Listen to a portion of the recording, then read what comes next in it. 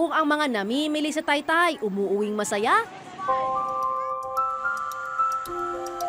pag-asa naman ang hatid dito sa mga mananahi gaya ni Nanay Nerly, 76 anyos.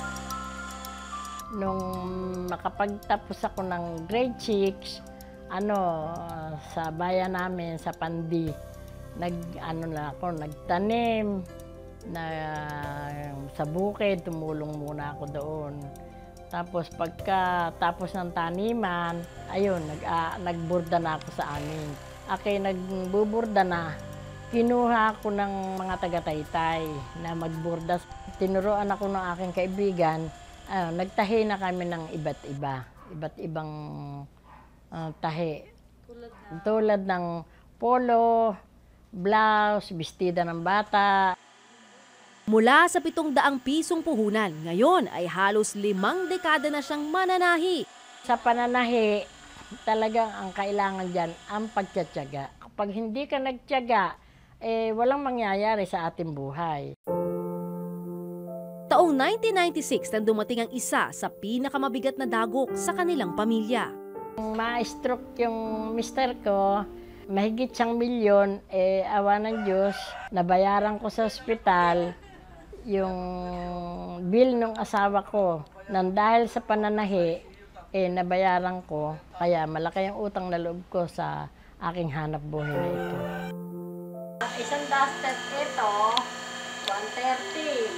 Ito, 170. Ang tanging pangarap daw niya bilang isang ina, nakamit na niya.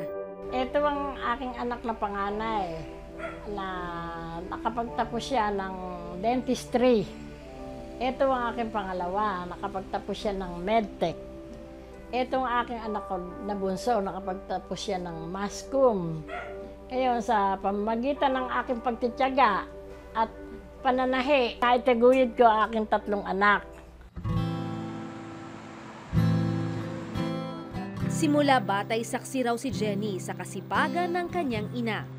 Oo, ginagawa niyang hindi lang 8 oras ang kanyang trabaho, kundi more than that.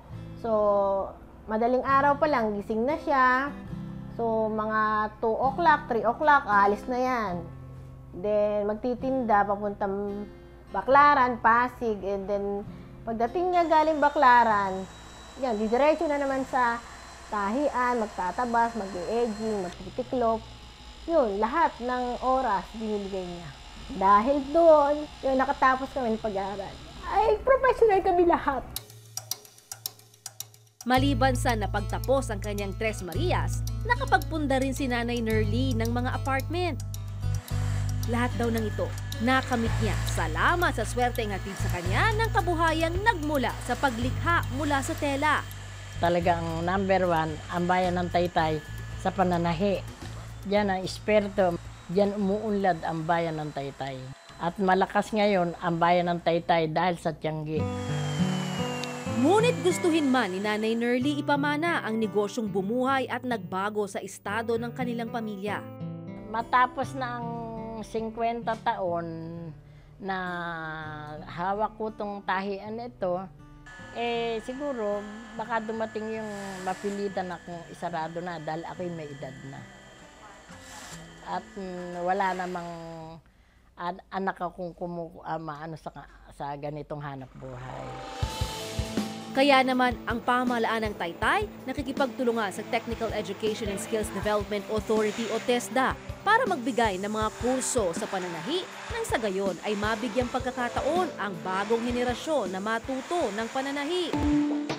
Ayon sa Board of Investments na katulong na ahensya ng Department of Trade and Industry, naging masagana ang industriya ng tela at damit sa bansa sa tulong ng Multi-Fiber Agreement o ang quota system ng eksportasyon sa ibang bansa.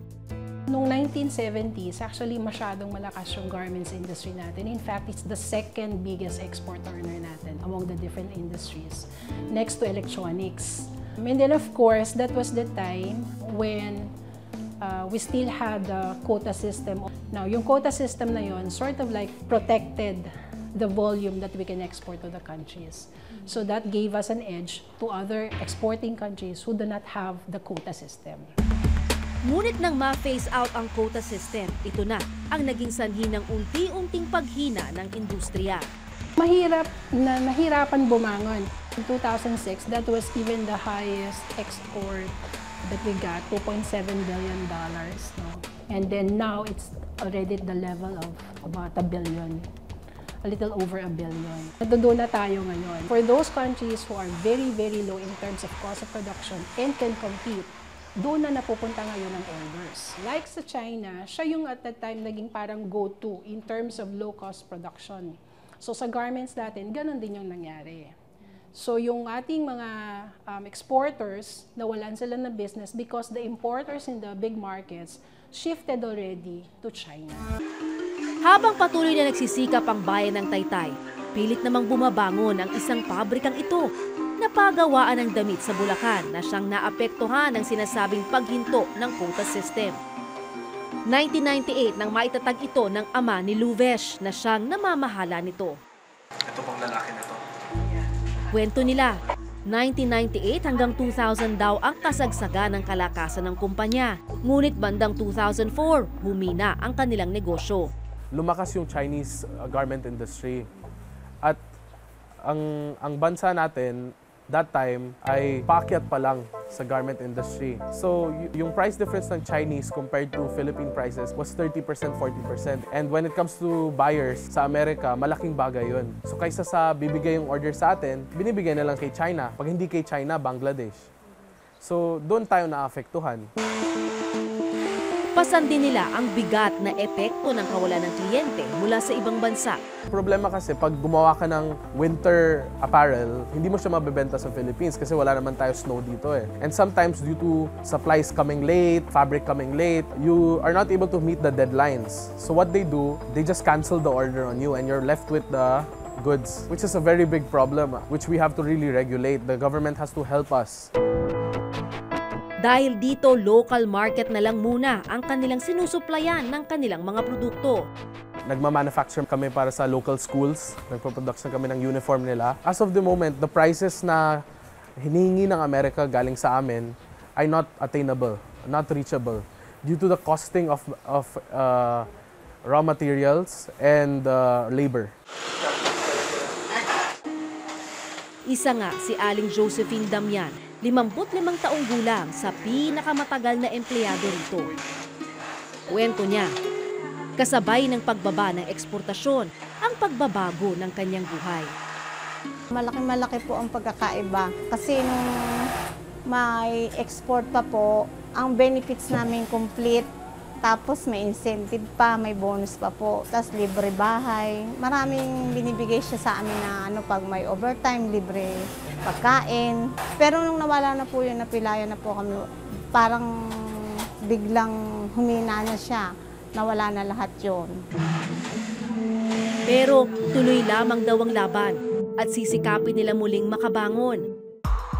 Bagaman bumaba ang eksportasyon ng mga damit, umaasa pa rin ang pamahalaan na muling maibabalik ang sigasig ng industriya. We still believe that there's a potential. We also try to open markets for our companies. So for example, our main market still is the US. We try to see in our bilateral discussions with our major markets whether there are still some opportunities for us to be granted preferences in terms of exportation to their countries.